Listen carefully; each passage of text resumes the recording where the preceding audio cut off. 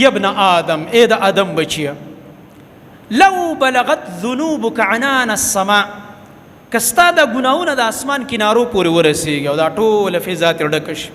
دا ډېر د خوشحالۍ حدیث دی زموږ ستاسو دپاره، موږ ټول ګناهګاران. ثم اتیتنی، او بیا ته زما خواله راشي. د الله خواله ورتګ څه دی؟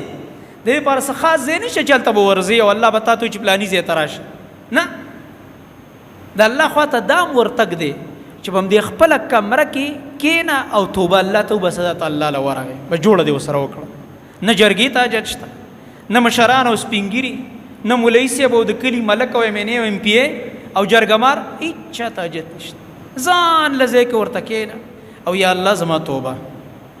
الله رب العالمین فرمایي دا ټوله فضا چې ستا د ګناهونو نه ډکه وه، د دې په بدل کې به هم دومره درله مغفرت او بخښنه درکم، ولا ابالي، او زما به باک او پروا هم نه وي، نه زما نه څوک تپوس کولی شي. الله نه څوک تپوس کولی شي الله دا بنده دې ولې معاف کړو؟ هېڅوک یې نشي کولی.